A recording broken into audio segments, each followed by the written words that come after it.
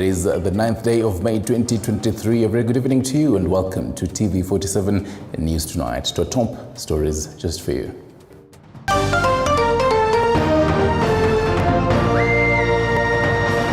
Tonight, President William Ruto and Azimio leader Raila Odinga's 14-member bipartisan teams to meet on Wednesday for talks. This is after Raila accused Kenya Kwanza of stalling the process. Also tonight, the ongoing tragedy at Shakahola Forest continues to shock Kenyans and the rest of the world. I am afraid that we have many more graves in this forest. 21 more bodies have been exhumed as the second phase of exhumation begins. Plus, we air the third installment of our special piece, The Last Wedding. Na ni uchungu sana. Tuko na uchungu sana. We focus on family members whose lives were altered forever after their relatives joined the Shakahola cult. Kaelekezwa na mwanamke mwingine, nikaenda pale, walihamia. Sasa pale ndipo waliondokea. Nikauliza, na wakiondoka walikuwa aje?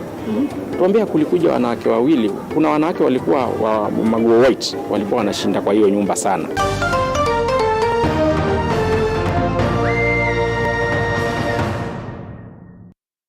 Now, as the deadline for submitting views on this year's finance bill approaches, Kenyans are encouraged to voice their opinions and suggestions on the proposed legislation. However, doubts remain as to whether these voices will truly be factored into the financial decision-making process. The Clerk of the National Assembly, Samuel Njoroge, has announced that submissions will be accepted until May the 20th and can be sent via mail or hand-delivered to the Departmental Committee on Finance and National Planning. It remains to be seen how much weight these submissions will carry in the final drafting of the finance bill. Tonight, I'll have a chat with the Institute of Certified Public Accounts of Kenya Vice Chair CPA Philip Kakai on this matter. Good evening. Catherine Simoloi is on the sign language interpretation. I'm yours truly, Stanley Yerungite. Can always chime in on this particular conversation. 22047 is our SMS number. TV47 News on Twitter page. TV47KE on Facebook. Mine at Nyerungita_. On to a top story, the second phase of the exhumation exercise at Shakahola Forest in Kilifi County has uncovered 21 more bodies from 9 graves believed to be victims of a suspected starvation cult. The total number of bodies recovered from the forest now stands at 133. Interior Cabinet Secretary Professor Kithure Kindiki has warned that the government might exhume more bodies in the Shakahola Forest as the exhumation exercise resumes. Mwege William kicks us off. The ongoing tragedy at Shakahola Forest continues to shock Kenyans and the rest of the world. In the latest development, 21 more bodies were exhumed from 9 graves in Kilifi County, where it is believed that hundreds of victims of a suspected starvation cult were buried. The second phase of the exhumation exercise began on Tuesday, bringing the total number of dead bodies recovered from the forest to 133. Interior Cabinet Secretary Professor Kithure Kindiki, who oversaw the launch of the phase 2 of the exhumation exercise in the forest, had earlier on warned that the numbers could be more and the process could take longer. I am afraid that we have many more graves in this forest. And therefore, it leads us to conclude that this was a highly organized crime. Coast Regional Commissioner Rhoda Onyancha has confirmed that 566 people, some of whom are suspected to have been members of the cult, have been reported missing by their families. And the process goes on tomorrow. We've also been doing, the postmortem was done, and we've been taking DNA samples. So 93 families have given out their samples. In a glimmer of hope, 5 people were rescued on Tuesday, bringing the total number of those rescued so far to 68. Kindiki has reiterated that security personnel will comb the expansive Chakama Ranch, which is already zoned out as an active security operation zone. The Interior CS terming the Shakahola cult deaths as a highly organized crime. Unfortunately, it is turning out that what we have here in Shakahola is one of the worst tragedies our country has ever known. It is during the return of Kindiki that the media, together with other interested parties, were granted access to the area. If we can't control, we might end up with images that give rise to legal consequences, not only for the media houses, but for the government of Kenya. But we have nothing to hide, completely nothing to hide. The self-proclaimed Pastor Paul Mackenzie and 17 other co-accused persons remain in custody, with the prosecution seeking a further 90 days to allow for completion of investigations. The prosecutors made the plea before Shanzu Local Principal Magistrate Yusuf Abdallah Shikanda last Friday on the grounds that the 18 suspects might interfere with investigations and come into harm's way upon release. Mwigi William, TV 47. Thank you for that, Mwege William. And still on the same matters, the Judicial Commission of Inquiry that was appointed to probe the Shakahola deaths has been sworn in. The mandate of the Commission of Inquiry will be to investigate the deaths, torture, inhumane and degrading treatment of members and other persons linked to the Good News International Church in Kilifi County. Flora Lemuki has the details. So help me God. President William Ruto sworn in the Justice Lesate-led commission to investigate the Shakahola deaths. The Commission of Inquiry was appointed by President Ruto through a Gazette notice on May 5th. Lady Justice Jessie Lesate is to chair the commission together with 7 other members, including Lady Justice Mary Kasango, Eric Gumbo, Bishop Catherine Mutua, and Jonathan Lodumpui. That it is a great honor and we take it in stride. It is a daunting task.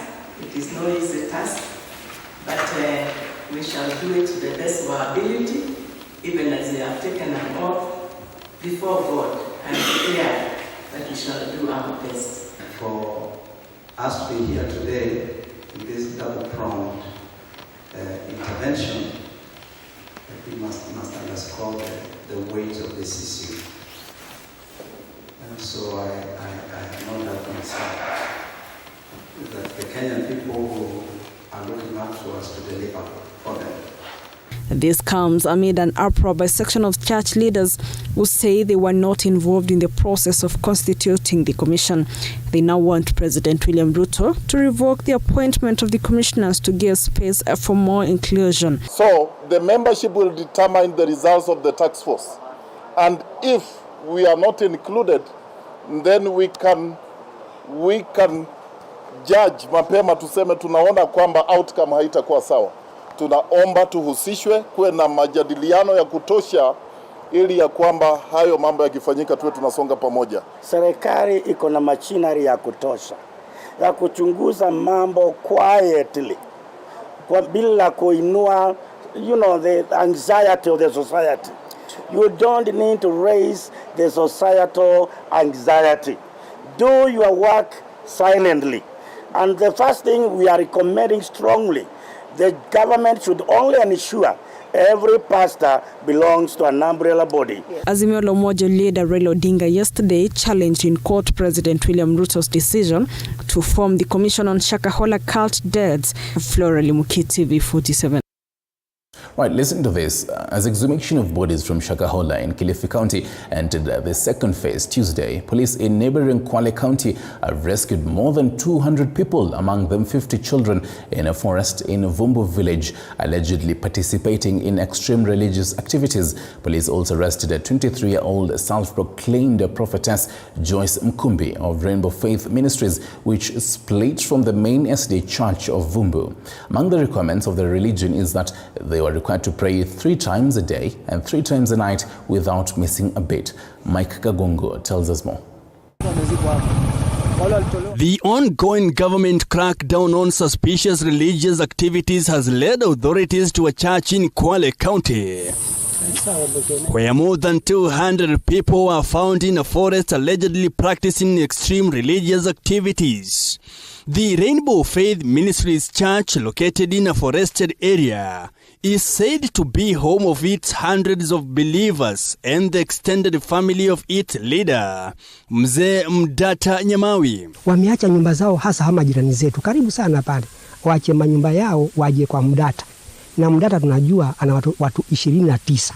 Sasa tukafanya kuhubiriwa, nasi tukajua kweli fadhali wengi kwa kanisa ndio kwenye usalama. Hiyo ndio kazi ambayo ilituleta hapa rasmi, ambayo Mungu mwenyewe aliagiza watu wakusanyike mahali pamoja tuweze kufanya kazi yake. Police reportedly rescued the followers, among them 50 children, before arresting their church leader, 23-year-old self-proclaimed prophetess Joyce Mkumbi. Rainbow Faith Ministries reportedly split from the main SDA Church of Vumbu. Imani yangu kama Waadventista wa Sabato, tunaamini kwamba manabii walikuwepo. Hata kuna mama Ellen White ambaye alitumwa na Mwenyezi Mungu akafunuliwa mambo mengi tu sana. Ni kweli kuna wengine waliacha mabwana wakakuja hapa na watoto, na sieti ndio ilikuwa ni chanzo cha kwa wakosane. Walikuwa na migogoro hata before wakuje hapa. Na chenye ambacho tulikuwa tunafanya ni kuhubiri ujumbe wa malaika watatu, ambao unaposoma katika maandiko matakatifu ni kwamba ni kumcha Mungu tu na kutukuza. According to congregants, the church doctrine has been teaching them to leave their homes and stay at a makeshift center in the forest to strictly adhere to its teachings. Some of the congregants are said to have left home profile jobs in big companies to go and stay there to worship and do manual labor. Wache kazi 50,000 uje uze mchanga kwa tani moja kwa siku na sasa 300 na mtu ana family. Wamefanya kutoka makwao wanakuja kusanyika hapa. Daktari ameeleza kabisa na wametii, tumeshukuru wameondoka. Hata vile ukiona saizi hakuna mtu yuko hapa. Tuliwaona watu wengi zaidi ya 100. Alafu tukachukua grupu kwamba wale wenyeji hapa ni wangapi, lakini tukaona kwamba hao wenyeji wa boma hili tulipata watu 29. The original Mdata's family. All the members of the church believe the words of whom they say is their 23-year-old prophet Joyce Mkumbi of the end times that require people to gather and worship together every day. Msambweni Deputy County Commissioner Lotia Kipkech said authorities have dispersed the congregation on security and health grounds. He said a probe is underway into claims that there are minors in the church who are being advised to quit schooling. Kwa sababu utakuta kule wale watoto walikuwa hapa, wengine walikuwa hapa bila idhini ya wazazi wao, wengine wamepotozwa, wanaambia mkutane mahali hapa, wengine waambia mambo ya skuli, mkiwa hapa mambo ya skuli hakuna haja mambo ya skuli. This comes weeks after embattled Pastor Paul Mackenzie was arrested for allegedly forcing his followers to fast to death in order to meet their creator in paradise. Mike Kagwongo, TV 47, Nairobi. Right, meanwhile, the Mombasa Law Court is set to deliver a ruling on Monday regarding the state's request to freeze Pastor Ezekiel Odero's bank accounts for another 30 days. Prosecutors argue that the accounts have been receiving large transactions and may lead to the radicalization of his church followers to give up their possessions in anticipation of the end of the world. Meanwhile, the defense team was granted permission to allow the New Life Press Center to resume its operations and religious services. Paul Menu with the details. Is not only embarrassing. Pastor Ezekiel Odero's defense team has once again reiterated their client's innocence regarding the money laundering allegations and claims of radicalizations, allegations that have been linked to the Shakahola massacre in Kilifi and which have left many Kenyans in shock. So far, many of the bank accounts linked to Pastor Ezekiel have been frozen, including those from the Kilifi International School. Prosecutors have requested for an extension of 30 days to freeze Pastor Ezekiel Odero's bank accounts, citing the need to investigate allegations of money laundering, multiple bank accounts, and the potential trading of human organs. The move is also aimed at helping prosecutors determine why the pastor's accounts have been receiving huge transactions and whether there is any link to the recent Shakahola massacre in Kilifi. The request comes after autopsy results revealed that several bodies exhumed from Shakahola were missing organs, leading to suspicions of organ trading. None of those bodies have missing parts. But when the state wants to reply to our application in court, they sneak in those arguments that there were body parts missing from some of the people. Ask yourself, if the state can contradict itself in such a situation, do they have good intentions? On the other hand, the defense team suggests that the preacher is being subjected to unfair persecution, claiming that few individuals are after his property. Ezekiel alichonacho hajaibia mtu yeyote, hajanyang'anya mtu yeyote sababu ya utajiri wake. Na mkumbuke kwamba swala nyeti, je, mwisho wa kitendawili hiki ni kipi? Ni kumezea mate zile project ziko pale, kisha zikachukuliwa zikafanywa mali ya mtu binafsi? Tunaangazia. However, they have refuted claims that the pastor's arrest and questioning are ongoing due to political affiliation. I represent one arm of the political formation called Azimio as the advocate.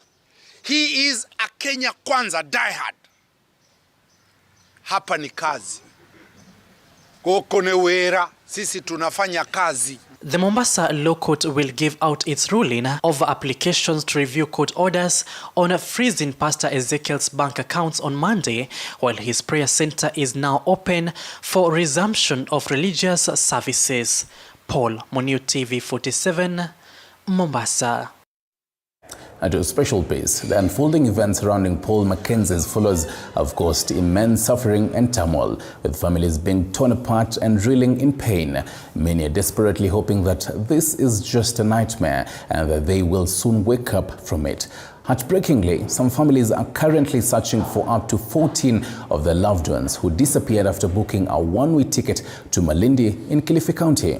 Here is the last part of our special coverage of the tragedy, The Last Wedding by Sharon Baranga. And in case you're just tuning into this part, the last part, you can go to our YouTube page at TV47KE and check out the last two parts.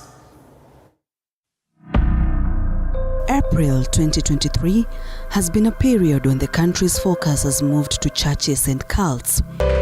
Kazi zote, biashara zote na kazi zote za dunia hii hazitoki mbinguni, zinatoka kwa shetani. The influence and power some church leaders have on their followers has been questioned. Just how much is too much? Ulimwengu huu na hii elimu yake ni duni, maana itakupeleka jana. The government has not been left out in the equation, as many condemned it for the laxity that is said to have led to the horrific deaths of hundreds of Kenyans. Here are shocking tales of the last wedding from Shakahola in Kilifi County. Malindi District Hospital Funeral Home has been home to a number of people in search of their missing family members. Once they get here, the first stop is at the tracing desk set up by Red Cross. Here, they give details of their missing family members. The daunting task has literally sucked the energy out of them. Justus Moses traveled from Nairobi. He is in search of 11 family members. Ndugu mwenye ananifuata mara ya pili na lastborn na familia sao. Ndugu mwenye ananifuata ako na watoto, alikuja hapa na watoto 4, na yule lastborn alikuja na watoto 3. Kuna ndugu ya bibi ya huyu ndugu yangu mdogo, alikuwa naye kwa hiyo kanisa. Alikuwa na communicate kwa simu. Wakati alikuwa rescued Chuzi, wakati alikuwa rescued Chuzi, ndio alisema kwa hao ndugu zako wenye utapata ni watu 2. Huyu mwenye ananifuata anaitwa Richard Mose na bibi ya huyu mwingine anaitwa Kerubo. Lakini hao wengine walikufa.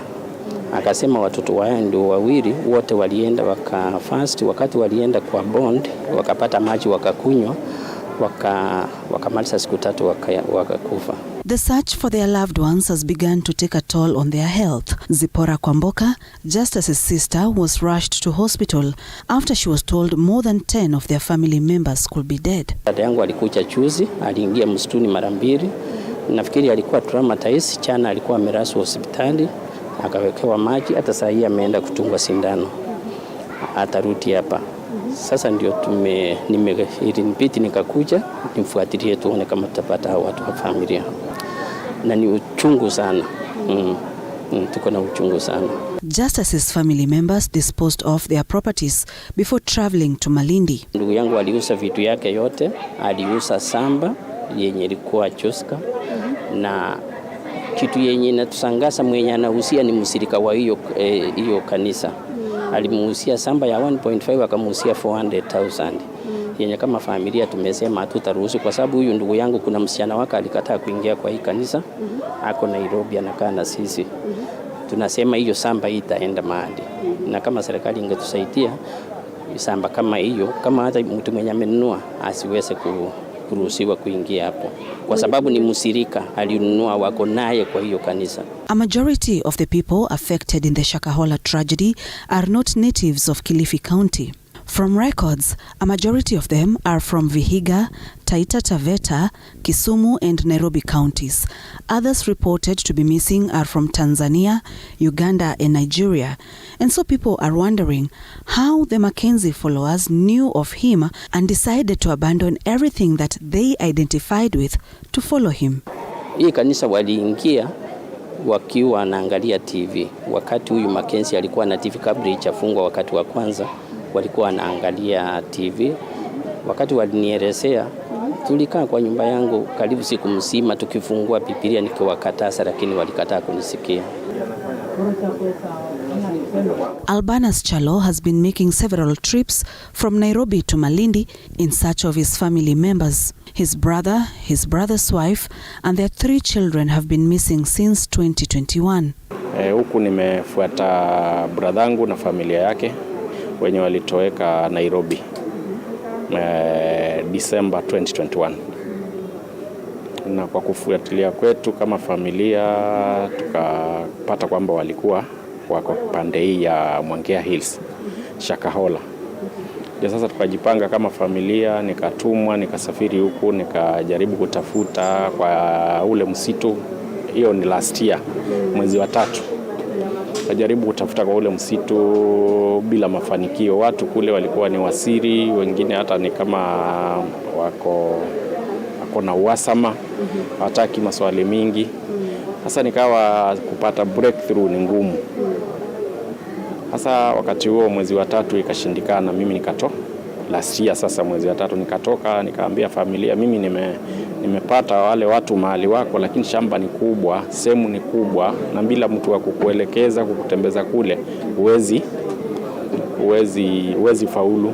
Nilipowaoji wale walifunguka roho, waliniambia wakati huo sikulikuwa na vaccine ya corona. Walikuwa wamehubiriwa kwamba ni satanic, ni ya ushetani. Kwa hivyo watorokee pale wasije wakachanjwa, kwa sababu hizo ni bini za shetani za kuweka watu ile namba 666. Sasa mimi sikuona ikiwa na uzito sana, sababu niliona corona itaisha na labda watatoka warudi makwao. Sikujua kama inaweza fikia haya maneno kama mahali imefikia. Chalo was surprised to learn that when his brother's family went to live in Shakahola, they changed their names. But what really shocked the family, and they found it bizarre, is when he insisted on naming his last-born Mackenzie. Sasa nilipofika pale nikaenda nikapokelewa. Alafu nikaelezea hii story yangu. Ule mwanamke uko pale alikuwa mzuri, ni receptive, akaniitia mmoja wale walitoka kwa ile shamba. Sasa tulikuwa hatutaji majina, tulikuwa tunawapatia hizi. Nauliza unawajua? Watoto wanawatambua kabisa. Alafu kuna mwingine aliwatambua na majina ingine yenye walikuwa wamepewa kule kwa. Akatuambia huyu kijana alikuwa anaitwa Daudi. Bradhangu alikuwa anaitwa Solomon. Hawa wa kike si kujua walikuwa wanaitwaje. Walikuwa wamepewa majina gani kule. Wengine wakatuambia siku ile walitoka kule waliwaacha tu bila tu ule mdogo. Ajabu ni kwamba mtoto mdogo hawa anaitwa Mackenzie.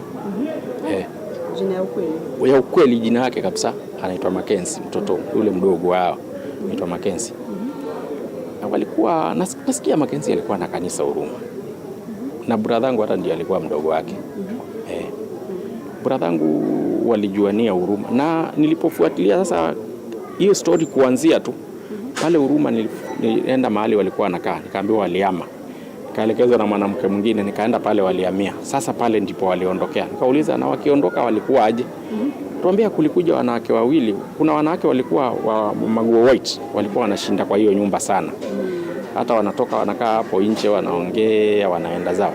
Sasa kufuatilia nikapata ni kama wale ni agents. Huyu ako na agents kila mahali. Hao ni agents wa kuchukua watu. But what puzzled Chalo was how the area chief responded to him when he informed him that he had been in the forest in search of his brother. Sasa kutoka pale tukitoka ndio sasa tuliamua kupitia kwa chifu, lakini before tuende pale Chakama tukapata naye pale barabarani na pikipiki yake.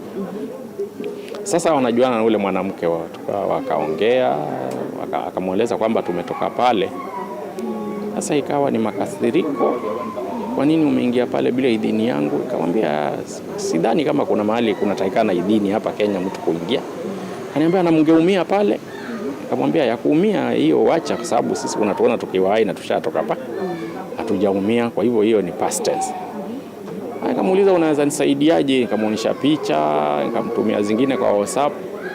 Kabadilishana namba, akaniambia niko na watu wangu wako pale ambao wananiangalilia ni nini inaendelea. Akanipatia namba zingine 2, 3. Hizo namba ukipiga hata ikiingia hakuna mtu alikuwa anachukua. Hata wale walinipatia namba pale ndani wakati walikuwa na simu, hakuna mtu alinipigia simu akaichukua. Sasa hao chifu pia nikajaribu, akakataa kuchukua simu. Chifu mwenyewe akakaa siku ya kwanza, siku ya pili akanipigia simu akaniambia watu wangu wamepatia ripoti kwamba jamaa zako hawako pale. Ana hiyo ni kama imeisha. And like the rest of the people looking for their missing loved ones, Chalo's brother had tried to sell his properties. Ndugu yangu alijaribu kuuza vitu zake. Hata ni vile shamba haina title ya binafsi, si vile tulimegawiwa, ni ile ya mzee. Alikuwa ametumana sofa viti yake ingine alikuwa amenunua tu before corona ifike. Alikuwa amesema atumiwe 9,000 na kijana mwingine achukue, kijana ndugu yangu mkubwa. Mama akamwambia mwambie kama ni vitu anauza akuje auze yeye mwenyewe.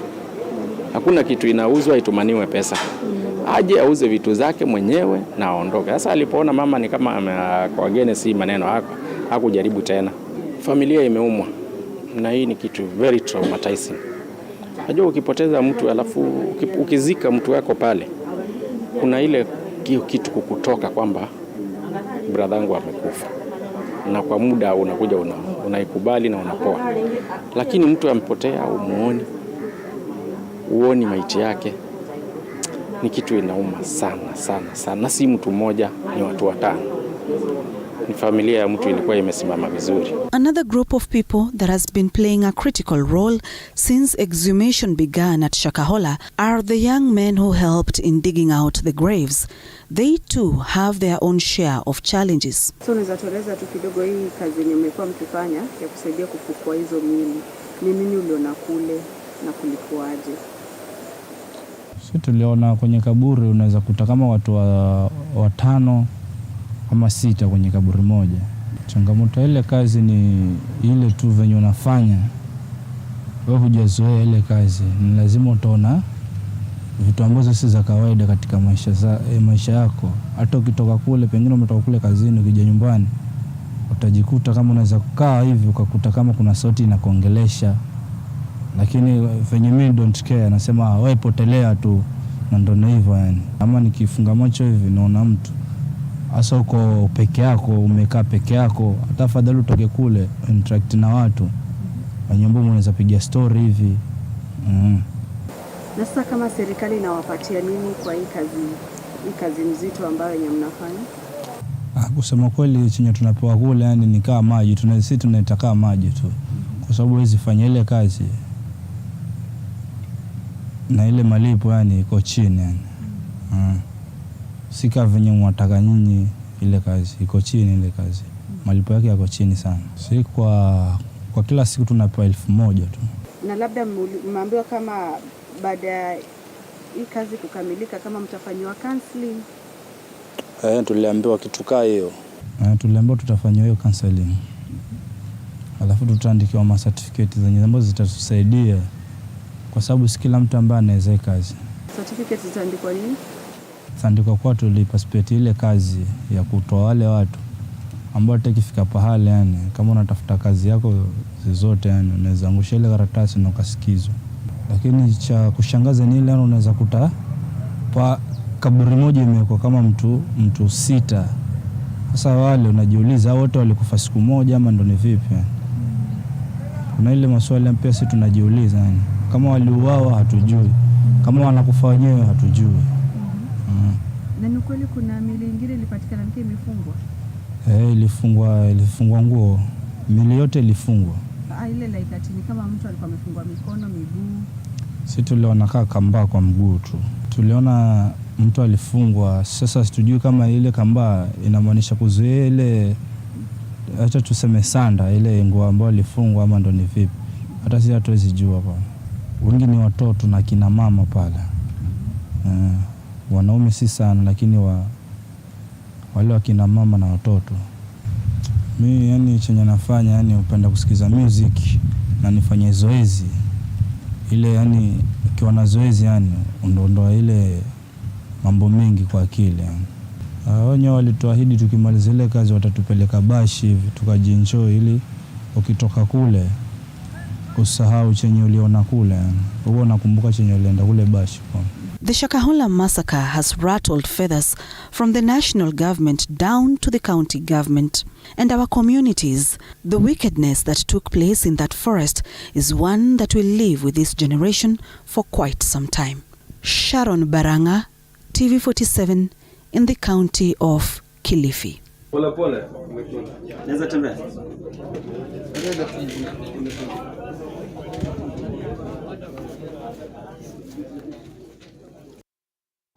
Once again, thank you very much, Sharon Baranga, for filing this particular 3-part series. And in case you haven't watched it, you can go to our YouTube page at TV47KE and take a look at all the 3-part series of this particular, in both English and Swahili. We're taking a short break. We'll be right back. Remember, we'll be having that particular conversation of the Finance Bill 2023, and do you really understand it? Stick around for that.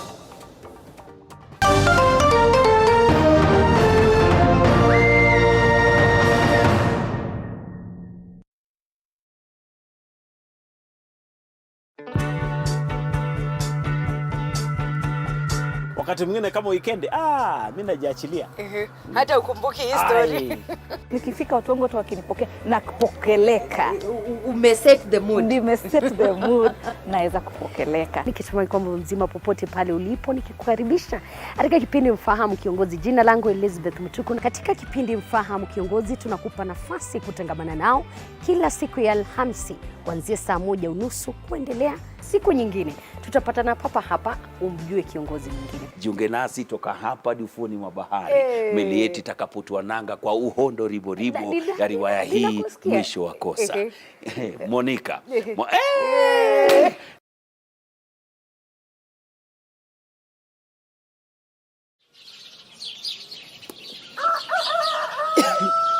It's early morning in Maralal. Start your morning informed, educated, entertained, and above all, know your country. From the beautiful plains of Samburu County to the skyscrapers of Nairobi, Morning Cafe certainly got you covered. Indeed, a beautiful place to watch and certainly a moment of understanding and knowing your country. Indeed, to the remotest parts of every county. Join me, Linda Alela, every weekday from 6 a.m. to 9:30 a.m.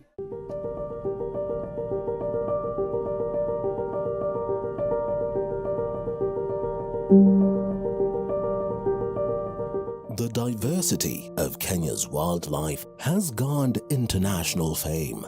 This is pellets that we give to the tourists, the giraffes. We ration because we don't want the giraffes to eat too much of this. We want them to have more of the natural browse. We may not always get the opportunity to go out to see the wildlife, but you'll never miss the opportunity to see it from the comfort of your couch. This is home to animals that have been found out there either injured, abandoned, or confiscated from people who are holding them illegally. Only on TV47 Wildlife, every Sunday at 7:30 p.m.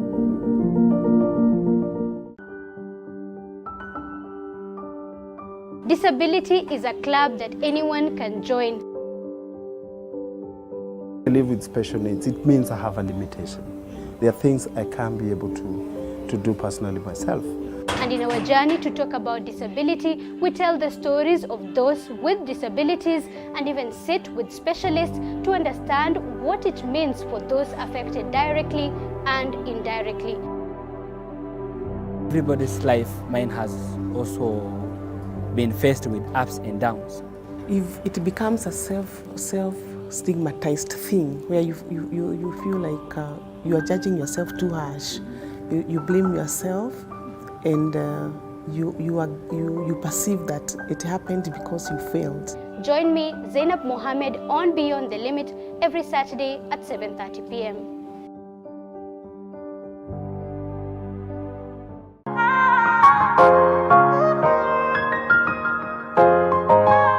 An entrepreneur is defined as someone who has the ability and desire to establish, administer, and succeed in a startup venture along with the risks entitled to it to make profits. I'm a professional financier with a professional paper in banking. However, something like this started as a baby business. It was all about, you have your machines, the haircuts, where the heads bring the scalps. We wanted something that would remind us about prayer every now and then. So the moment you mention Talit, we always think about prayer because Talit Cakes is founded on prayer. Get to learn more After about Raila's two-day ultimatum for the informal talks to kick off, the talks which have shifted to the Bomas of Kenya, where the Joint Secretariat will be based, come amid questions on the success of the talks after Odinga accused Kenya Kwanza of stalling the process. An invite by Azimio co-chair Otiende Amolo to the talks plus Kenya Kwanza's studio silence on tomorrow's meeting speaks on differences between the two sides. Apollo Kamau reports. A letter from Azimio co-chair in the bipartisan talks, Otiende Amolo, has raised eyebrows on Kenya Kwanza's studious silence on Wednesday's talks, which saw Azimio coalition leader Raila Odinga blew the whistle. Now we are seeing signs of reluctance. We're seeing signs of reluctance. Now all members of the other side are not available. They don't have a quorum to begin the discussions and so on. Otiende's invite to the entire 14-member bipartisan team, including the Joint Secretariat, a break from a procedure where the two co-chairs invite their respective teams, said, and I quote, "I hereby humbly and kindly invite you to a meeting of the Bipartisan Dialogue Committee to be held on Wednesday, 10th of May 2023, starting 10 a.m.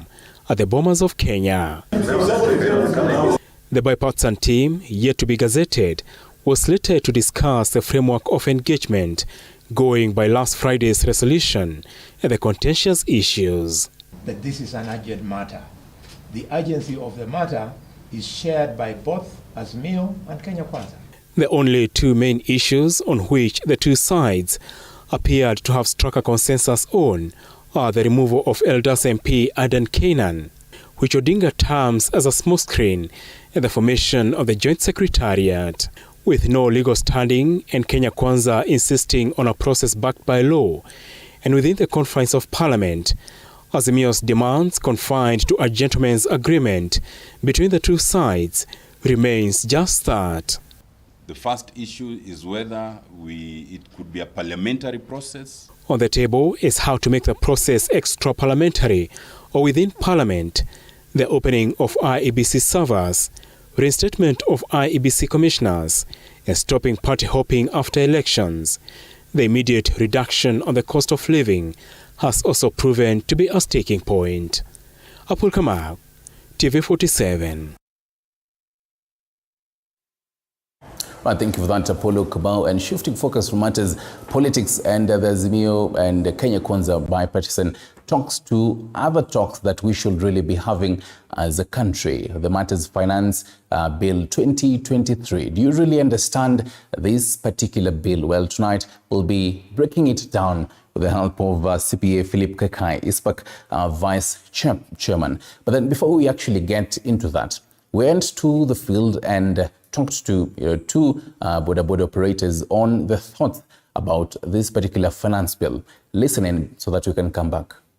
Na hii tax ambayo president ameinitiate iongezwe, mimi naweza support, ndio sababu unaona sasa saa hii president wetu apewi msaada kutoka nje, amekaziwa at least na countries zingine kupata msaada. So ni vizuri tusitegemee msaada kutoka nje, to create our own wealth, tuweze kujimudu sisi wenyewe, at least ndio tuweze kuendelea mbele. Hata kama wanataka hand, itaumiza wenzetu wale ambao wako kwa public sector, ambao wako employed, wale watakatwa hiyo tax wanaweza kuumia, lakini ni vizuri tuvumiliane sababu sisi sote ni wa Kenya. Kenya wamekuwa kwa hali ngumu sana. Kumekuwa na kiangazi, watu hawana pesa, tena ukuje uongeze tax, inamaanisha Wakenya watakuwa na maisha mangumu zaidi, na sioni kama wataweza kuimundu kulipa hiyo tax. Ile kitu yenye nilikuwa naonelea kama president anaweza fanya kuziba zile mianya kule pesa zinapotelelea huko, wanaibanga huko juu, pesa siache kuvunja. Najua zile pesa tuna collect zinatosha kufanya kila kitu, ni vile tu kuna kuanga na ufisadi mwingi, ndio hatuwezi pata zile service. Kwa hivyo hiyo mimi naipinga kabisa, na nasema ikiwezekana wasiongeze hiyo tax, kwa sababu maisha ya Mkenya wa kawaida itakuwa ngumu zaidi. Right, there you have it, sentiments by the common mwananchi, one actually for this particular finance bill, the proposals that are in this particular finance bill, and I'll be taking a look at some of them for you a little bit later on. But then CPA Kakai, welcome to TV47. Thank you. I'm glad and honored to be here. We were listening to this particular sound bites of the common mwananchi giving their voice on this particular finance bill. Most of them would assume haven't really, had time to actually go through this particular finance bill. Others might have gone through them, but then they may not have the know-how that, well, you really have to crunch these particular numbers.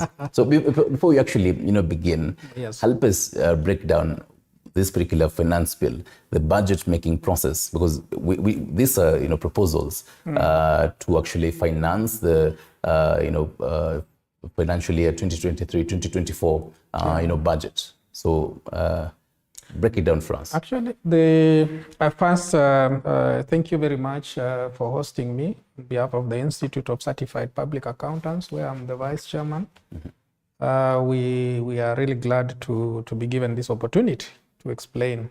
But a finance bill, what we have now is a proposed finance bill. It's not really final. But the budget making process starts as per what we have in what we call the Public Finance Management Act, Section 37(1), 37(2), and then the finance bill comes under what we call the Public Finance Management Act, Section 39. So it illustrates the budget making process, and you'll notice that we have what we call a proposed finance bill, which is a revenue raising measure that will now be able to finance the budget. So we'll have this, and then we'll have now the budget read in the mid of June. So generally it's a process.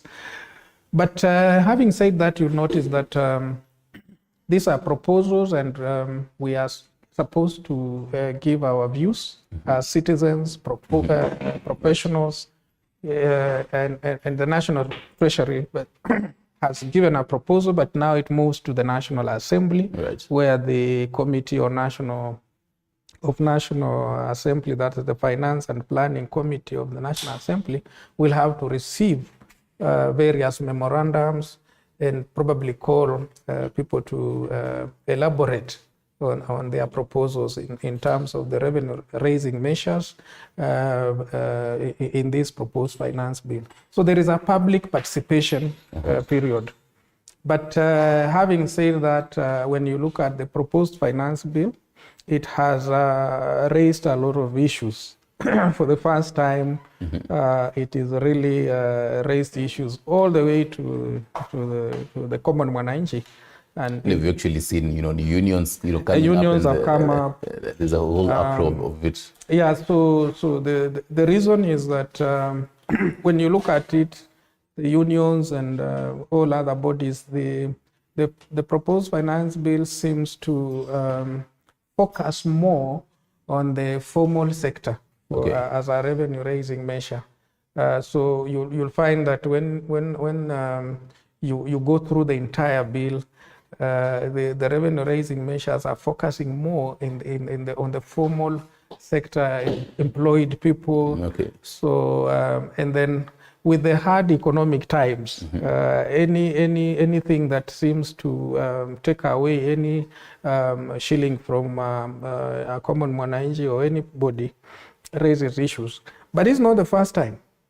Stanley, I will tell you, there are three things, almost four, that have caused this uproar. One is the housing fund at 3%.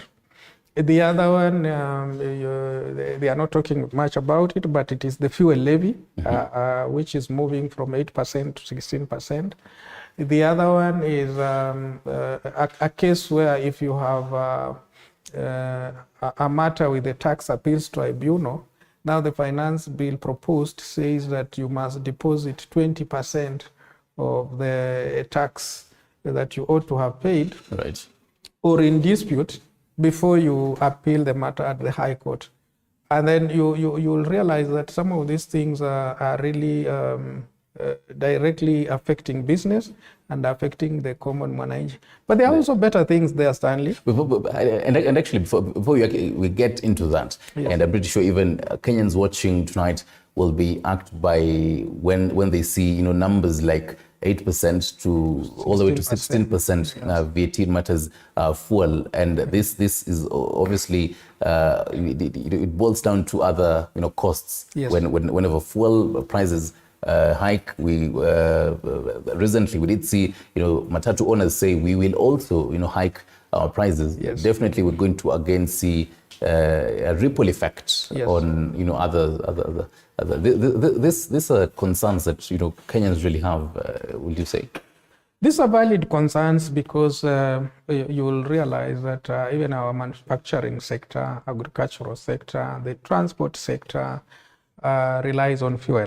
So immediately you increase tax on fuel, then you affect the entire process. Wananchi will have to suffer from the common mwananchi to anybody else. Our engines run on fuel. So this 16%, and I was to mention that again, was introduced some time back in the finance bills, proposed finance bills during the former President Uhuru's time. And it caused the same uproar. Parliament had to, bring it down to 16% when the president had to bring back the bill for review. So it's something that it is genuine that increasing it to 16% wouldn't be very advisable in the circumstances. Of course, we know the government is in a catch-22 situation in terms of the debts, in terms of running the economy. The economy is depressed. But there could be other measures which I may probably talk about that could help in raising funds than touching on things to do with fuel. Before we actually get into the good things that you're mentioning, and I'm quite curious, the good things inside this particular bill. You had mentioned earlier this particular bill and proposals here seem to reflect mostly on the formal sector, but then you will agree the informal sector plays a bigger role in our economy. And even in the Kenya Kwanza manifesto, the president was quite categorical on registering the players in the informal sector. For example, the Jokali, they are watching tonight and they're wondering where do we really reflect on these particular proposals? Well, Stanley, I will be honest with you. When you look at the entire spectrum of the proposed finance bill, it doesn't seem to focus so much on the informal sector. And as professionals, we say, look, let's increase the tax base. Let's bring more people to pay taxes. You will notice like the matatu industry has staff. You have the Mitumba people, they have businesses.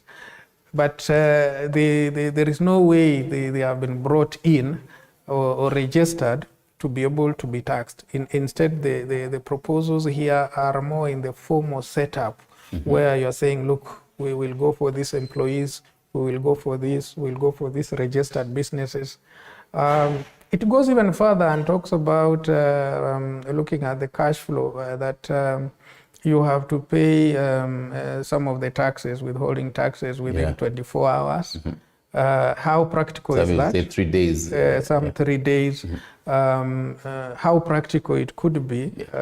Could actually be a challenge, because how real time is that? And when we look at it, it's focusing on more on getting the government to get cash, but at the disadvantage of the businesses. I mean, must the businesses borrow to pay the taxes so fast? So it's a bit of a mix-up, and it just requires some cleanup. And we'll be doing our proposals, concrete proposals, to the National Assembly's Finance and Planning Committee on just some of these cleanup issues, because some of them are a bit of a challenge even to the government to effect them. Right. Yeah. Because I do understand, as ISPAC, you definitely present these particular proposals and even appear before the National Assembly Committee. Would you mind sharing with us some of these particular proposals? Well, what I will put across as an institute and ISPAC, for example, we are looking at it like, look, retain the 8% on fuel levy, because you have to raise money. Don't move it to 16%. 2, we are saying, look, the 20% deposit for purposes of accessing the High Court should be removed. We opposed it when it was 50%, and the Supreme Court has also made a determination on the same matter. Remove it so that we don't have this uproar. We are also saying, when you look at the entire finance bill, can we also find a way of reducing expenditure in how we handle our expenditure model? Find another way of raising revenue. Can we also have a way of renegotiating some of the commercial loans we have from foreigners and domestic loans? So they're quite varied. But then, sorry to cut you short, for example, reducing our expenditure as a country, these are sentiments that have been said in the country for quite a long time. But then, do you really feel like there's a goodwill? As much as ISPAC will appear before the National Assembly and have these particular proposals, but then now there lies the goodwill of actually implementing some of these things. The economic advisor to the president, David Ndii, was saying some of these things. We really need to cut back on our expenditure, as a government. There's too much wastage of resources and some of these things. But then all the front pages of our dailies and even in the news that we really air, there is wastage really. So it does speak volumes on goodwill. Actually, the whole thing is about the tone at the top and the goodwill. And sometimes you look at it from a political point of view, because already we have a very huge government structure. You saw the other day we have to get in place the chief administrative secretaries, over 50 of them or thereabout.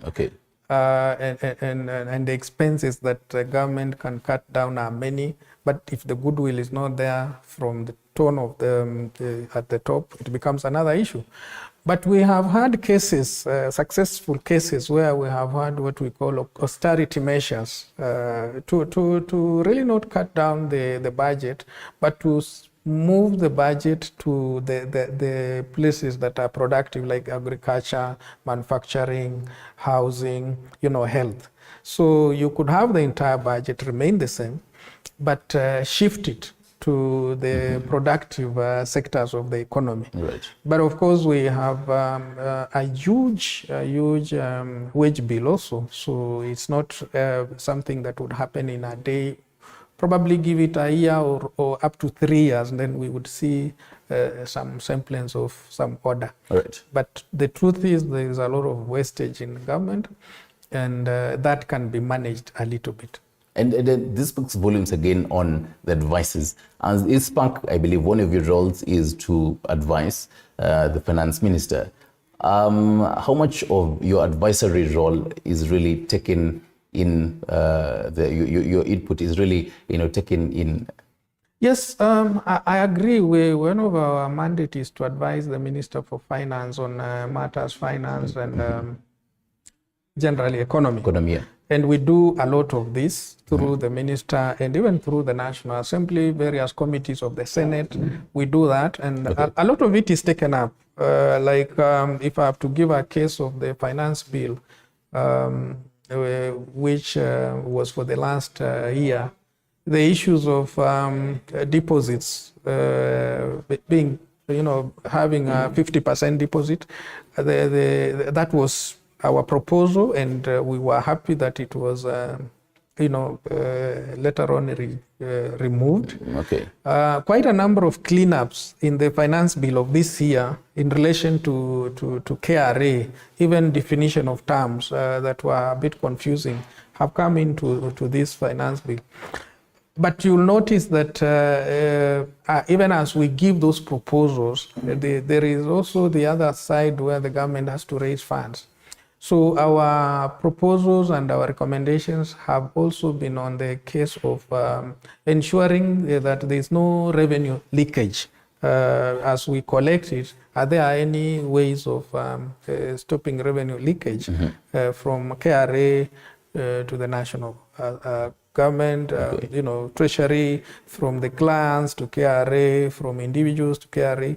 We also talk about corruption, because again, when you look at the whole spectrum of the entire ecosystem, corruption is a bigger issue. Yeah. So most of our technical pieces of advice are taken, but there is also the pressure from the economy for the Minister for Finance to find a balance in revenue raising measures. And now that you talk about matters, the pressure, the Minister of Treasury is a government appointee. Yes. And mostly as a government appointee, you'd really want to, draft and have whatever you actually have on paper to really please whoever appointed you in many cases in this particular country. Yes. Speak on the independence of the National Treasury as a government entity by itself. As per the 2010 Constitution, and when you go through the Public Finance Management Act of 2012, the Treasury is generally, for now, is just a minister, like any other minister within the government. It's an appointee of the president. Everything that runs around is an executive. So the independence, I would say, is not so much there. But when you look at the law and the PFM Act of 2012, it gives them much power to be able to play a bigger role. So there have been agitations that that ministry should be so independent. But again, what is independence? Because this is a ministry that has to liaise with other ministries. The budget, let's be honest, is a president's wish list of some nature. The president had his own vision when he's campaigning, so the budget is drawn in that direction. So the independence of that office as a Minister for Finance cannot be said to be there, and cannot be said to that it can only be dependent, but the independence fully, no, is not practically possible. Right, Buster, I have 2 minutes to wrap up this particular conversation, yes. And I definitely know you really want to touch on the good things about this particular finance bill, the proposals in this particular bill, before I really take the viewers through the proposals. What do you feel like, even as you know the parliamentary process, it will go through the parliamentary process? What should really be, what should really remain? My thinking is what should really remain, and what I may also call a good thing is the exemption of the LPG gas. Okay. Because that means that it was 8%. Now it is proposed to be exempt. We are looking at agricultural products and fertilizer and all that to spur the agricultural sector. We have a feeling like the reduction and exemption of some of the products for agricultural sector are good. Okay. The things that are equally good are those that we would say that you look at even 35%. Okay. Of pay. I haven't talked about it, yeah. And it's one of the major things that the unions are talking about. Yeah. But this is on the 500,000 earning, above 500 earning employees. Yeah. And I keep asking myself as an individual, how many are those in this country? And that's where we might have a challenge. So sorry to go political. These are MPs who earn more than 500,000. Makes sense, definitely. And it will take us very quick in Parliament to scrap off that 35%. So that uproar would simply be removed by them saying now, no 35, because it affects them. So my position is that Parliament should help us to really get our views, criticize them, go critically, and look at how we can be able to move the country forward, but without overburdening, overtaxing the common mwananchi. So you definitely expect a sober conversation yes. in the Parliament, despite the political divides there. Briefly, because I'm really running out of time, if you're having a sit down with the president, who runs these things and who signs the papers, briefly, what will you advise him on his economic aid, even as you have your parting shot, your advice to the government? You can that particular camera. Thank you. Finally, I will tell you my quickest advice to the president and the government is, of course, Kenyans have to be taxed. Okay. But overtaxation does not help any country to grow. And I would advise that, one, that we have debts. Can we be able to renegotiate them? Okay. Can we be able to get some concessionary loans? Can we, sell off the debts we have and get some longer debts, so that, one, the interest when these debts comes down, the repayments becomes a little bit easier, so that we are able to finance our operational the recurrent expenditure. Right. I would also talk about development, because the infrastructure it's a lot of gets into the budget, and it's really something that sometimes we have so many stalled projects. I would advise that probably we clear those ones, and let us focus on the sectors of the economy that we are able to get good outcome, and not take short-term loans for long-term projects. That is my really prayer. Thank you. The fact remains, we have to fight corruption, which we don't hear nowadays. We have to ensure that the leakages in revenue collection are dealt with. We have to ensure that the penalties that have been proposed in this finance bill are really effected. But we are in a situation that the economy is not doing so well, so we must also balance and reconcile ourselves to the situation we are in. Thank you, Vice Chair. Thank you. Vice Chair of the Institute of Certified Public Accountants of Kenya, CPA, Philip Kakai. And thank you for your time and company. Some 20 minutes. We hope that we have really crunched these particular numbers and helped you understand the Finance Bill 2023. Right here, TV47, definitely continue having these particular conversations, even as the whole, having this particular view as the common Mwananchi to chime into these conversations before we actually get into the parliamentary process of the Finance Bill. We are taking a short break. We'll be right back with more.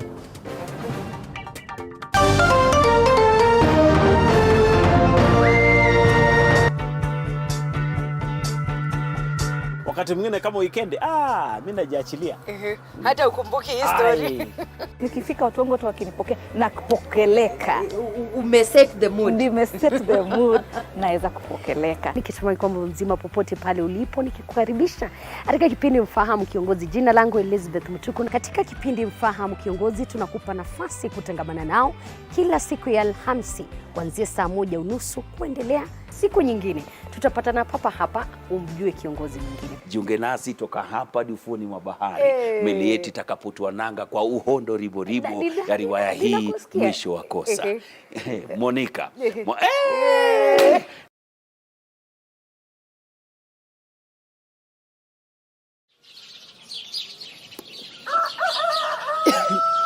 It's early morning in Maralal. Start your morning informed, educated, entertained, and above all, know your country. From the beautiful plains of Samburu County to the skyscrapers of Nairobi, Morning Cafe certainly got you covered. Indeed, a beautiful place to watch and certainly a moment of understanding and knowing your country. Indeed, to the remotest parts of every county. Join me, Linda Alela, every weekday from 6 a.m. to 9:30 a.m.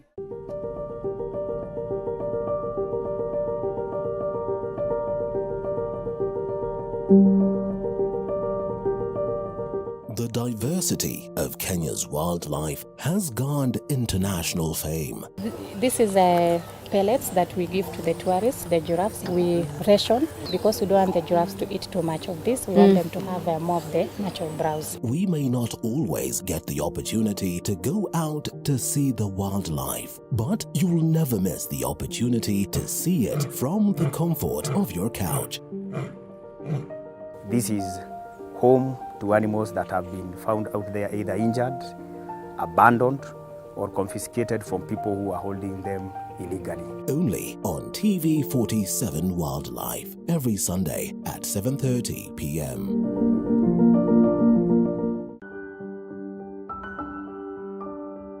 Disability is a club that anyone can join. I live with special needs. It means I have a limitation. There are things I can't be able to do personally myself.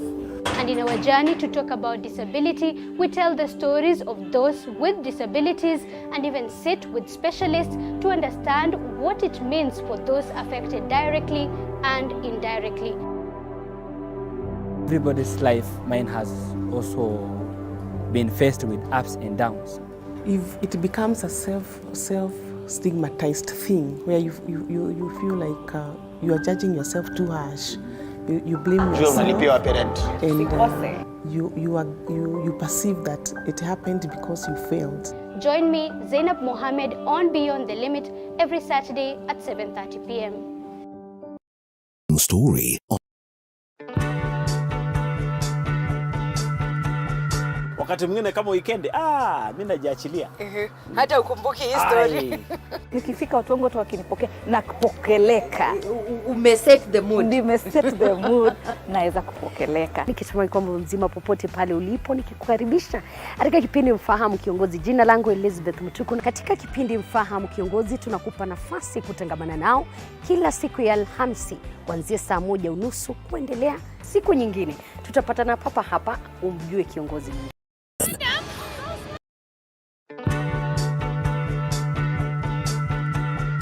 wakati mwingine kama weekend mimi najiachilia. Hata ukumbuki history. Nikifika watu wangu watu wakinipokea na kupokeleka. Umeset the mood. Nimeset the mood. Naweza kupokeleka. Nikitumai kwamba mzima popote pale ulipo, nikikukaribisha katika kipindi Mfahamu Kiongozi. Jina langu Elizabeth Mutuku. Katika kipindi Mfahamu Kiongozi tunakupa nafasi kutangamana nao kila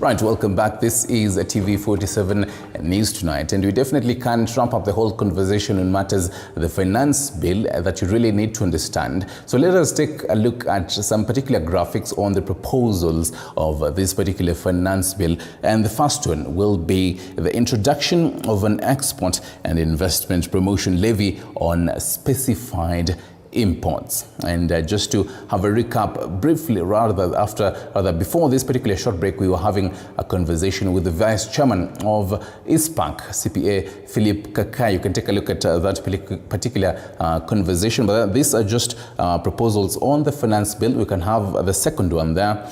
Are you seeing 35% tax rate for income above 500,000 Kenyan shillings per month? And just to quote what Vice Chair was saying, a few Kenyans, a handful of Kenyans do really earn this particular amount of money. And the third one, it is the 3% contribution by employees and employers respectively to finance affordable housing projects. This is one proposal that has received quite the uproar by unions, who are really saying that if you actually do the math, if you really earn about 50,000 Kenyan shillings per month, and if you deduct 3% of this times 12 months, which is basically 1 year, and give or take, let's say you work 10 years in that particular place, it doesn't really account much of it. We can take a look at the next one, which is on matters exemption of exported services from VAT, and also increase of turnover tax from 1% to 3%. And just a reminder, it is that as common mananchi, you have really been given that particular window to give your sentiments on this, the whole public participation on the finance bill before the parliamentary process kicks in. We can take a look at the next one, which is on matters 15% withholding tax on income earned by digital content creators. And this is another proposal that has received uproar both offline and online on social media. And digital content creators do really account for a large percentage of Kenyans. So definitely has received the uproar. The final one, and not the least, on these particular proposals, just for you, is the increase in the VAT rate on petroleum products from 8% to 16%. Remember, in the former government, the former Jubilee government, the 16% was there. It was a key number, but then it was taken down to 8%. So it will be interesting to see if this particular numbers will shoot down. Remember, we'll be having this particular conversations just for you so that you can really understand what the Finance Bill 2023 really means. Now let's focus on something else here. And former CITAM Bishop David Oginde has been sworn in as the new chair of the Ethics and Anti-Corruption Commission, that is EACC, at the Supreme Court. He will serve a single term of 6 years. In his speech, Oginde promised to build on the work of his predecessors, work closely with both state and non-state actors, and involve citizens in the fight against corruption. The EACC has been criticized in the past for being ineffective, but Oginde is determined to change that. Chief Justice Martha Koome has urged Oginde to tackle corruption with courage and determination. Oginde is taking on this role at a time when there have been numerous complaints about corruption in public offices. Paul Kirobi with more. Been appointed chairperson of the Ethics and Anti-Corruption Commission, do swear that I will at all times obey, respect, and uphold the Constitution of Kenya. After being sworn in as the new chairperson of the Ethics and Anti-Corruption Commission at the Supreme Court, former Sitam Bishop David Oginde is now the man to watch at the helm of EACC. For the period of 6 years he will be serving at the commission, Oginde has promised to double the efforts more than his predecessor Bishop Eliud Wabukala, who served in the commission for a term of 6 years before his retirement early this year. There is no doubt that this is the one thing that we must work at taming, if not eradicating, if this country is to join the League of Developed Nations. Whereas I do not want to be presumptuous of what it will take to tackle this menace, I intend to build on the efforts of my predecessors, especially our immediate former chairman, Archbishop Eliud Wabukala. With corruption being one of the biggest challenges the country is facing, even after the new leadership took oath of office, Bishop Oginde pledged to strengthen the anti-corruption interventions and form strategic partnerships to address the root cause of corruption. Early this year in State House, the Control of Budget Margaret Nyakango complained of corruption happening in government offices, even after President William Ruto promised to cut budget in some ministries due to cash crunch. I want to assure the country of my personal commitment to provide leadership in the formulation of effective anti-corruption strategies and promotion of ethics, integrity, and good governance through working closely with the actors in the justice sector. And I want to appreciate the efforts that are being made by Your Honor, the Chief Justice. The judiciary led by the Chief Justice Martha Koome has been experiencing tough times when it comes to cases of corruption brought before courts, with Koome now pledging to work with the new EACC boss to reduce corruption. The judiciary and other actors in the justice chain will work with you because we are committed to working closely and supporting the EACC to deliver on the mandate. I believe that together we can make a difference in transforming our country for the better. I also appeal to all Kenyans to support EACC and you, the chairperson, in all the efforts that you put together to combat corruption and promote ethical conduct in our society. In March this year, President William Ruto forwarded Oginde's name as the nominee for the EACC position to the National Assembly for consideration. The nomination followed a competitive recruitment process by the Public Service Commission. 14 candidates had expressed interest in the position. Paul Kerobi, TV47, Nairobi. Now to the health desk, and the Kenya Medical Practitioners, Pharmacists and Dentists Union, KMPDU, has threatened to go on strike if the government does not employ the over 4,000 unemployed doctors, and due to the delayed posting and payment of interns since January this year. Elizabeth Atieno unpacks this for us. In Kenya, one doctor is tasked with serving over 17,000 patients, a clear indication that health professionals are being overworked. The irony, however, is that some doctors decry burnout. Over 4,000 trained in the medical field are yet to get employed. Some tell us they have gone for almost 6 years without being deployed at any health facility. Junior healthcare workers are the first people you meet every time you go to a public hospital.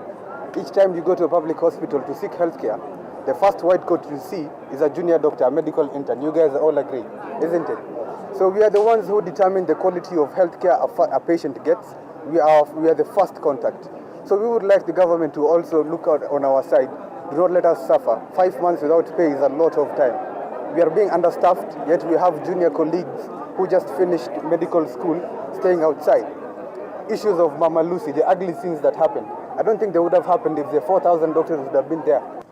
We therefore declare today, as KMPDU, in the presence of all the doctors that have not been employed and the doctor interns who have not been posted, that this year, as per the agreement of the National Veterinary Council, if these matters continue, then we will not have any further engagement but to go for a nationwide industrial action. The current doctor-to-patient ratio in the country is way below the recommended WHO standard of 1:1,000. The situation, according to doctors in the country, is hampering the attainment of universal health coverage. To to note that for the last 6 years, the government, both the county government and the national government, have adopted the policy of train and dump. We have a total number of 950 to 1,000 doctors graduating every year with no any plans of the government to employ the same. Over 360 medical interns who have been subjected to the 7-year training period in more than 9 accredited universities and international universities are yet to be posted in various health facilities. The cost of training one doctor ranges between 4 to 5 million. It is sad that a nation will spend so much on training these professionals and fail to utilize them. Yet we see the country is now over and about asking for more taxes. And for the 895 medical interns who were fortunate to get posted in January this year, all is not well as they dedicate themselves to saving lives while struggling to remain afloat in sustaining their livelihoods after going for 4 months without salary. We want change and we want change now. Even if you pay us, we want our arrears, and if the arrears due are paid, does not mean that is the end of our strike and our grievances. We want more than the money now. We want healthcare for Kenyans to be top-notch healthcare for Kenyans. It will be long until we get results. We will not relent, we will not stop, and we will make sure that our grandmothers in the village, our mothers in the village get the best possible healthcare because we know we can offer that. The CS promised that these interns could be paid by 22nd, that is next week. They also promised that these interns will be posted in the next 2 weeks. We want to say that in our discussion today, even if we are going to continue discussing on this issue of suspending the strike of the interns, these dates are committed. And these dates mean an important thing for all the healthcare workers, that they must prioritize. We must not try to disrupt services before these engagements take place. The Doctors' Union has now promised to commence a nationwide strike if the Ministry of Health does not address the issues of unemployment, underemployment, and delayed posting and payment of intern salaries. Elizabeth Atieno, TV47. Meanwhile, a 4-year-old child has died at an emergency refugee camp in Kitale due to lack of food and water as refugees from Burundi and DRC increasingly struggle in the area after entering the country through Uganda. Our reporter Isaac Famba is in the area and has prepared the following story.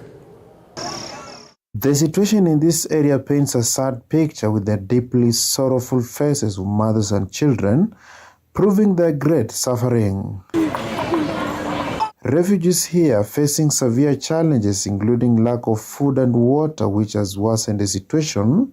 Absence of basic needs such as clothes, food and shelter remains a puzzle for the refugees. Mtoto anakufa na njala. Kitu mtoto takula hata moya pana. Mahindi ile banaleta yepa na iva, mtoto nakula tapita kutumbu, njala na uwa Kenya kabisa tunashukuru atupokea mzuri. Lakini kitendo waliofanya leo asubuhi kabisa kilituonesha watu wana roho mbaya. Wanatusaidia kabisa hapo tunashukuru. Lakini kutuumiza.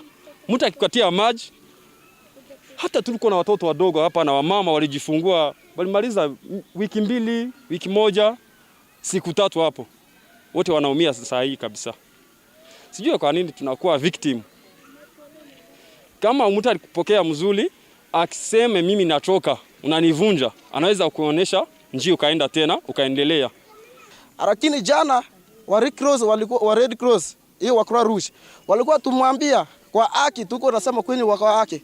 Chakula yenye tulikuwa kutia kwa store yetu inaicha. Na pesa kadogo tulikuwa naye kwa account yetu inaicha. Kutoka kesho siku ya kwanza kila mtu aone namna ya kukula yake. Tena sasa leo kutoka asubuhi mimi naongea hakuna kitu mimi natia kwa mdomo yangu hata moja. According to Red Cross organization, they have not received any financial support from UNHCR, making it difficult for them to provide help for more than 1,700 refugees who are legally supposed to live here for a period of 3 days. This is a number that is growing, and as I'm speaking, I'm at 1,600 packs. And we need quite a lot of food. We are using 2 bags of beans, and 2 bags of maize every day. We are doing about 3 bags of rice every day, and so also we need children food. Nutrition is a big factor here. We need wash programs here. UNHCR has been asked to implement sufficient strategies to alleviate the anxiety these people are facing even after they fled their country through a neighboring country, Uganda. And we are saying that these refugees, there are 1 or 2 who've confided in me that there's been persecution in those camps. So the thinking of the government that they have to be taken back to Uganda. There's one who has actually said that the entire family was wiped out. He's only remained with his wife and children.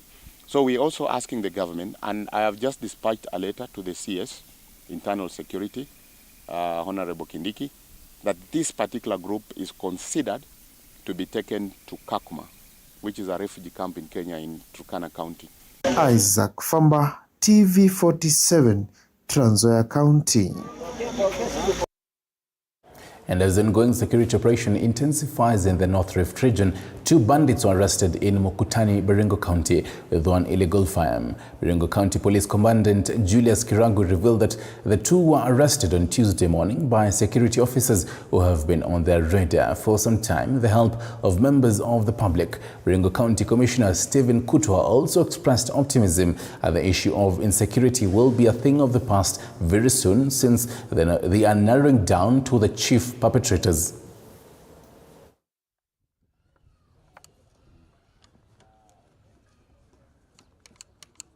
Usiku wa kuamkia leo tumeweza kwa ushirikiano na wananchi pamoja na afisa wetu tumeweza kamata jambazi mmoja ambaye wamekuwa kihusika kwa visa mbalimbali ya wizi ya mifugo, haswa ile ambaye juzi mtu aliuawa na tukapoteza ng'ombe 77 kutoka jamii ya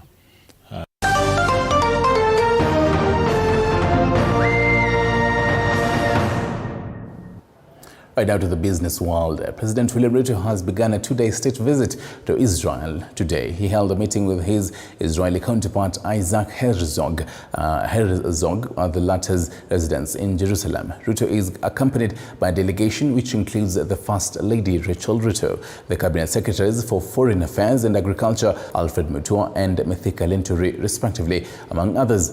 Now, during the bilateral talks, the 2 leaders agreed to strengthen the relationship between the countries, eliminate trade barriers and leverage Israel's expertise in the agriculture sector. The Kenyan president also met with Israel's Prime Minister Benjamin Netanyahu at his office in Jerusalem. Currently, Kenya's exports to Israel are worth 1.1 billion shillings, which is outweighed by imports from Israel of 7.5 billion shillings annually.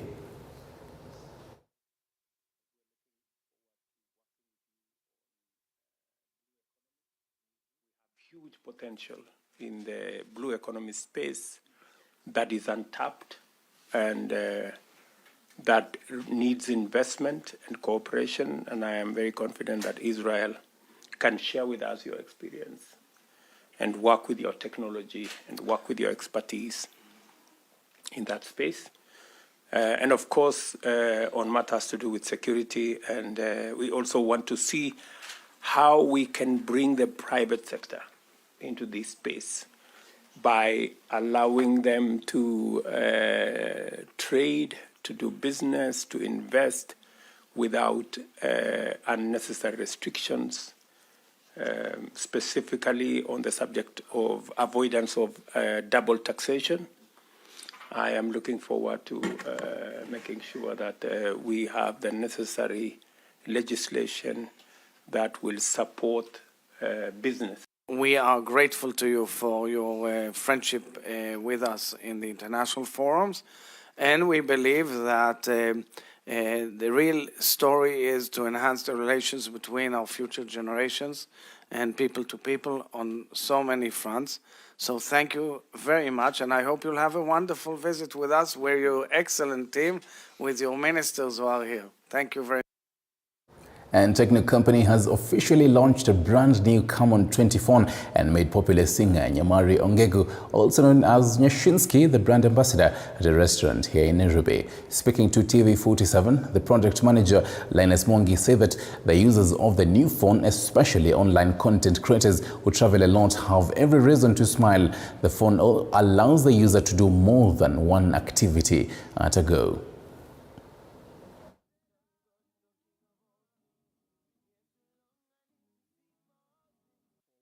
For a brand ambassador is somebody who embodies one of the decisions why we felt that it's very necessary at the end of this morning's briefing. Somebody's going to get lucky. I see last year's winner of a Camon 19 X Nyashinski, Camon 20 X Nyashinski, and so why Techno? When you say why Techno, it's about we really try so much to ensure that we can be able to meet our customers' needs and also at the same time provide an affordable product.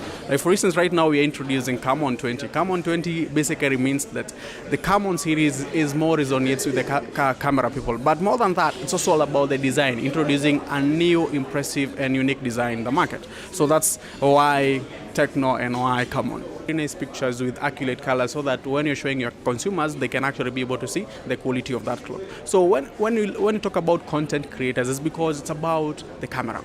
It's about the camera. And one of the key areas whereby if you look at a content creator looks for is about a good camera system. Like for instance, when you ask me about the content creators, it's because right now we're introducing a new never seen before within the mid-range product whereby we are talking about a new sensor shift, which is of course found in some of the other flagship products like the iPhone. So what we normally anticipate, as you know, Camon 18 was pretty much more frontier mobile brand. And I can say compared to Camon 18, Camon 19 really made great strive with our previous ambassador called Otile. We actually sold out Camon 19 series. We're proud to announce that. What you expect for Camon 20 in terms of sales is more or less that's the exposure of Nyashinski. So it's a more collaborative brand. We are going to achieve more with Nyashinski, and I believe with his audience, with his fans, are going to impact and reach a wider audience that we did not achieve last year. And we would like also to reach over and above the main cities in Kenya. On a later note here, Nyashinski won't be taking no for an answer. No? Okay. Now, the National Horticulture Task Force has launched the Good Agricultural Guidelines for bean, pea and avocado farmers in Kenya. The purpose of these guidelines is to address quality and regulatory requirements for these crops. The task force has established guidelines for compliance at both national and regional levels. At the launch event, the National Task Force Chairman Clement Tulezi emphasized that these guidelines have come at an opportune time when Kenya's agricultural products face stringent measures in the international market. In 2022, Kenya earned 146 billion shillings from horticulture exports, with flowers contributing 103 billion shillings, vegetables 23 billion shillings, and fruits 20 billion shillings. To assure them of the market, if they are going to produce many volumes. And you can see that 2 years ago, 2021, we actually exported over 80,000 tons of metric tons of avocados. And you can see that the growing hectareage has actually become 21,000 hectares. That is a lot.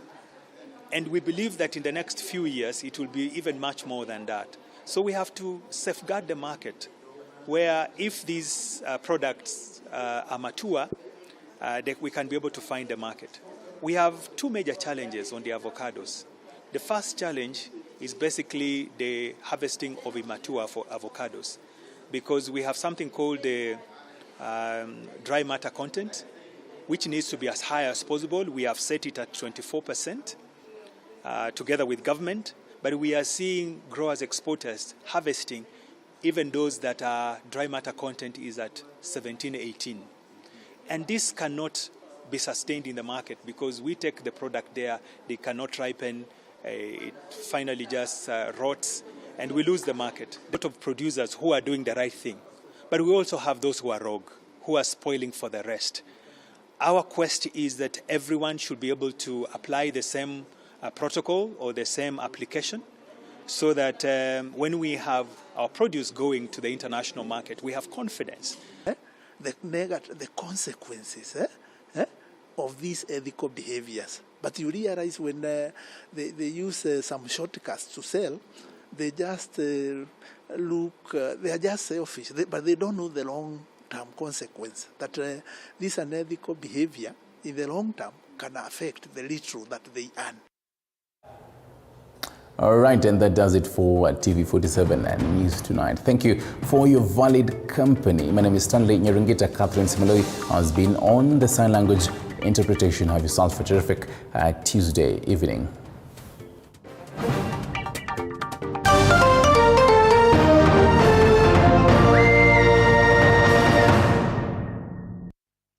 We value your feedback. If you would like to send questions, comments, suggestions, or complaints for any of our programs, call us on telephone number 07. Wakati mwingine kama weekend, mimi najiachilia.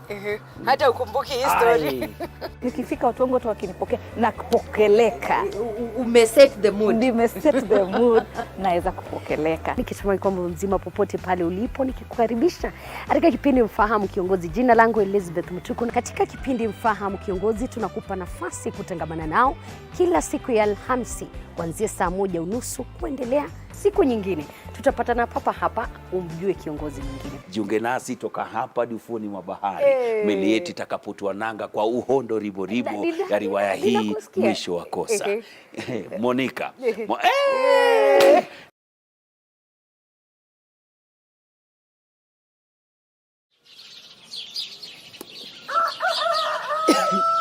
It's early morning in Maralal.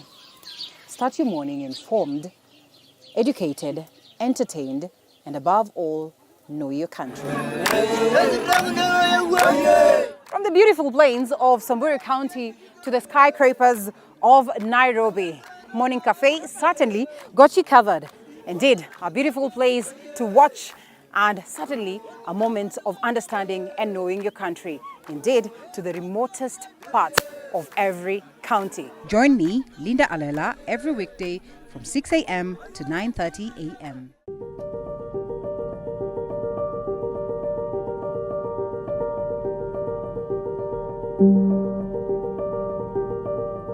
The diversity of Kenya's wildlife has garnered international fame. This is pellets that we give to the tourists, the giraffes. We ration because we don't want the giraffes to eat too much of this. We want them to have more of the natural browse. We may not always get the opportunity to go out to see the wildlife, but you'll never miss the opportunity to see it from the comfort of your couch. This is home to animals that have been found out there either injured, abandoned, or confiscated from people who are holding them illegally. Only on TV47 Wildlife, every Sunday at 7:30 p.m.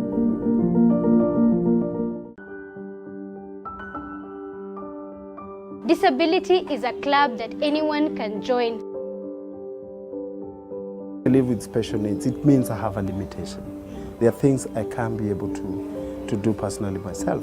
And in our journey to talk about disability, we tell the stories of those with disabilities and even sit with specialists to understand what it means for those affected directly and indirectly. Everybody's life, mine has also been faced with ups and downs.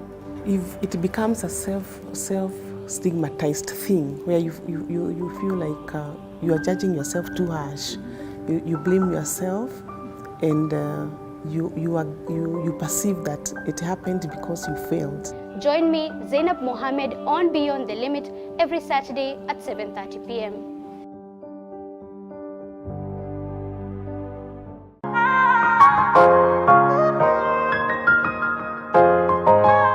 An entrepreneur is defined as someone who has the ability and desire to establish, administer, and succeed in a startup venture along with the risks entitled to it to make profits. I'm a professional financier with a professional paper in banking. However, for fashion, it's something I've always loved ever since I was small. Started as a baby business. It was all about, you have your machines, the haircuts, where the heads bring the scalps. We wanted something that would remind us about prayer every now and then. So the moment you mention Talit, we always think about prayer, because Talit Cakes is founded on prayer. Get to learn more about these entrepreneurs and what makes them stand out in their field every Monday at 6:30 p.m. only on The Grind.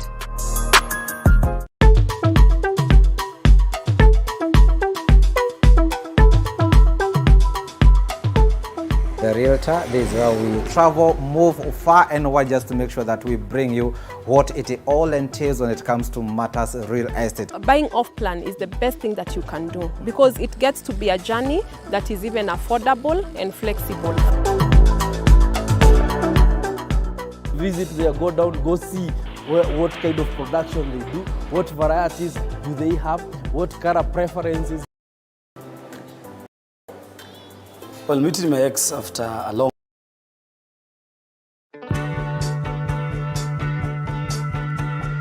Wakati mwingine kama weekend, mimi najiachilia. Kwa nini Wakati mwingine kama weekend, mimi najiachilia. Vizuri na challenge. Na kwa vizuri ni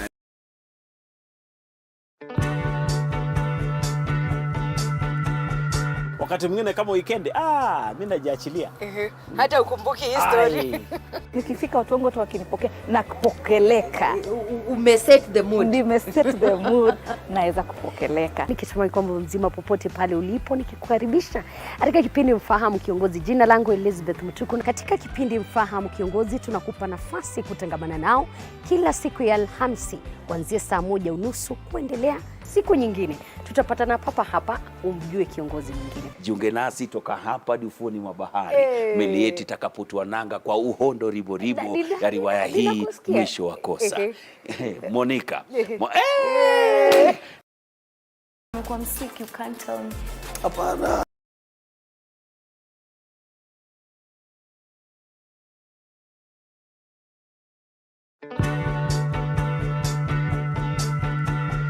Wakati mwingine kama weekend, mimi najiachilia.